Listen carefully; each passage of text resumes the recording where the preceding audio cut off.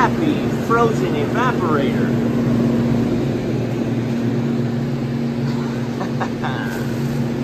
We are in a beer walk-in at a convenience store.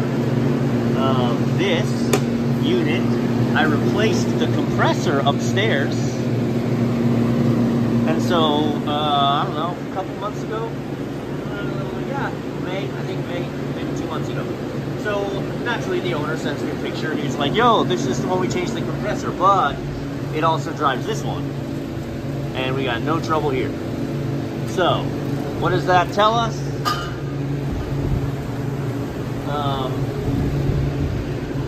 I would say could be a thermostat issue, other than I'm pretty sure the thermostat also does both. So if it was running away, it would have killed, it would be running away on both. So this is more than likely a drain line problem or maybe a TXV, but we can't do anything until we melt all the ice. So that is theirs. Let's see if there's a switch behind this to kill the outlet. Oh, hang on. I wish the video could pick it up. So I've got the condensing unit off, and I know the frame rate, you can tell that they're spinning at 3 different speeds from the frame rate, but it's hard to tell what's exactly going on. It's spinning clockwise, right? So you hear the cadence of that one. You hear the cadence of that one much slower. And this one pretty much is dead. So that's spinning full speed. Those two are basically not spinning. So I have, like I said, I've upped the thermostat so that the condensing unit drops out. We have to melt this ice before we can do anything else. And this didn't just happen. Look at how, I mean,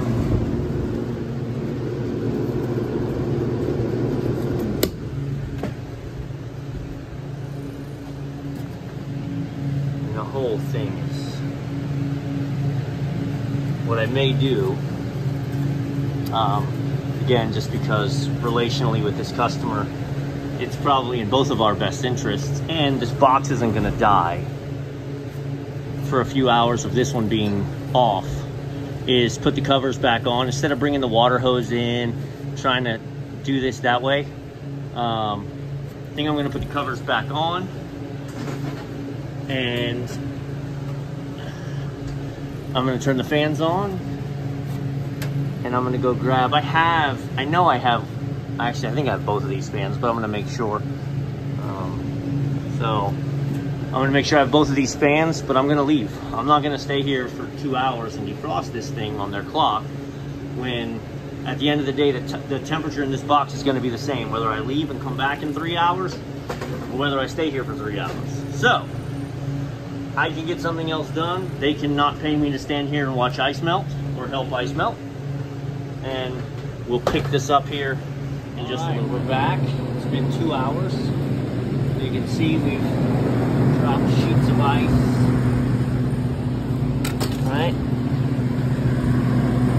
We're still gonna have to now pull these off and actually get in here and defrost them from the inside, but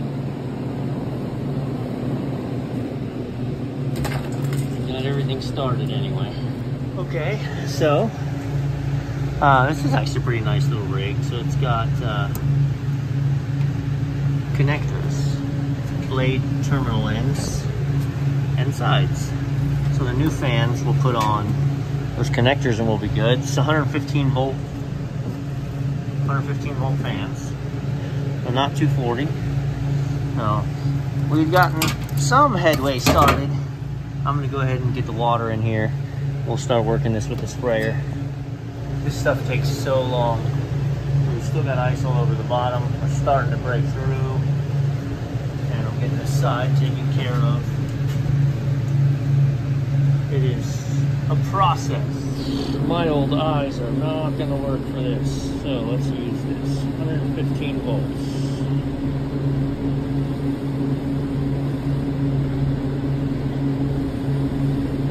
Black gets to be one line.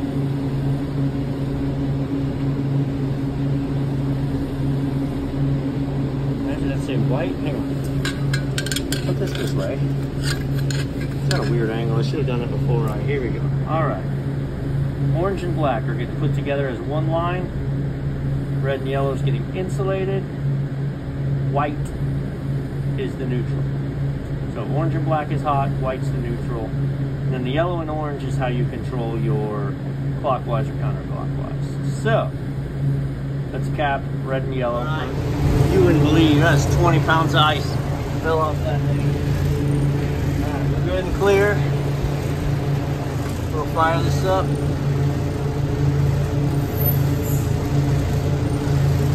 Head to the roof.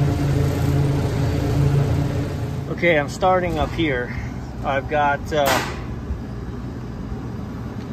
actually got the thermostat off downstairs, but I'm equalizing out.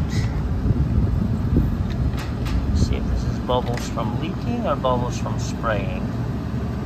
Okay, so this is the unit. I replaced this compressor 5 weeks ago. And now that I've got everything defrosted, we've got a flashing sight glass, which means we've lost some charge. Now, I am very confident, because I checked well the day I did this install, that none of these joints were leaking. And if one of them has leaked at this point, it's 100% on me for having a leaking. But I don't think so. I'm gonna get my sniffer and we're gonna go to the evaporator, because really we need to replace this whole unit. But in the heat of the moment, we had to get it up and running because we had warm beer. Not okay. So yeah, there's no bubbles, and I got 100 pounds on the low side. So we're gonna go inside, power down the fans, and then we'll leak check in there. But man, I mean, I could just throw gas in it and be done. But I'll be back in another month with it frozen up. We really weren't short a spurt of gas. I don't like it still running low pressure. My sight glass was clear. I wish there was a port down here, because, let's see, you're running 2 evaporators.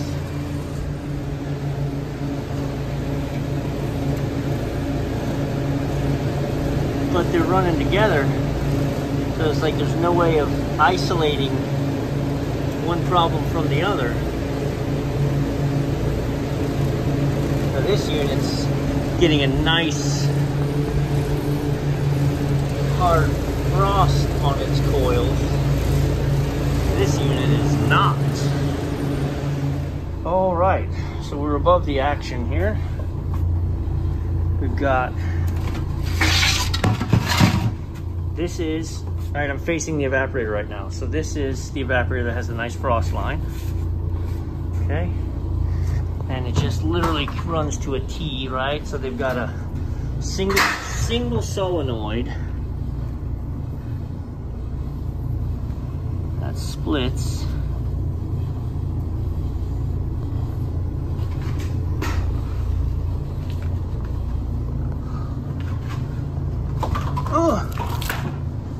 Runs to the other box, and again, this one, I don't really have any. I don't even have a warm liquid line coming to this.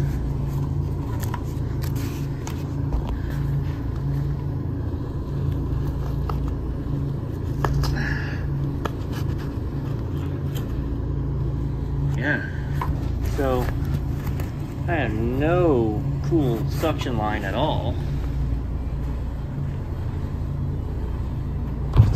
running here.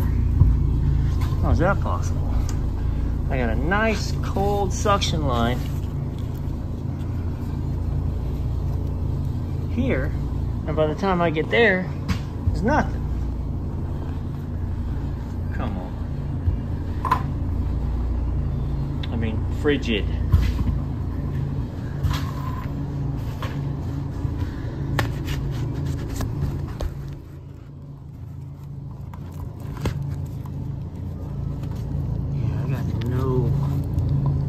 nothing coming down, coming back from the suction line.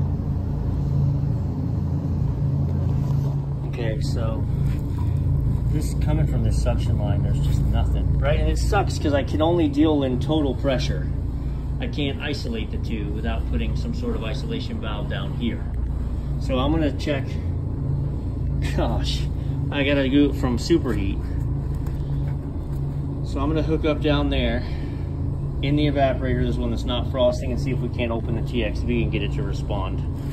Because, yeah, this unit's definitely not doing its part to get anything cool back.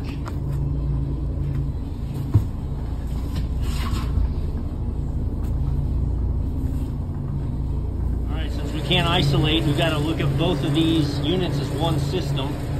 Let's compare what we can. We're sitting at about 46.5 on that suction line.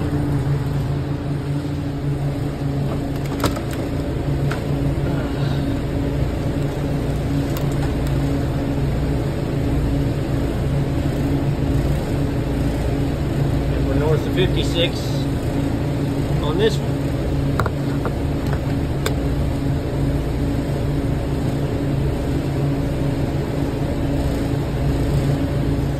That TXV all the way in and got almost no response, and now I've pulled it all the way out. I know where it was, I counted quarter turns. That TXV is not responding. Alright, so as long as we run this coil, pressure's level out, this is running a nice 25, 23 degree coil. Same unit, same refrigeration circuit.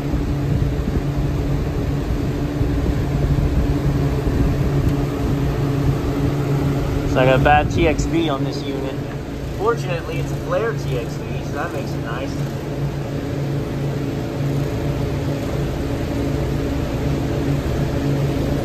There's not real good isolation valves up top. So if I'm gonna do this, I may put in an isolation valve up there on this side.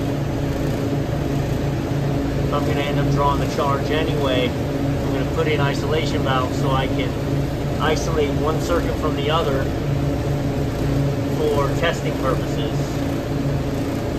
Because this is definitely a bad TXV. I mean, I can tell from its lack of response.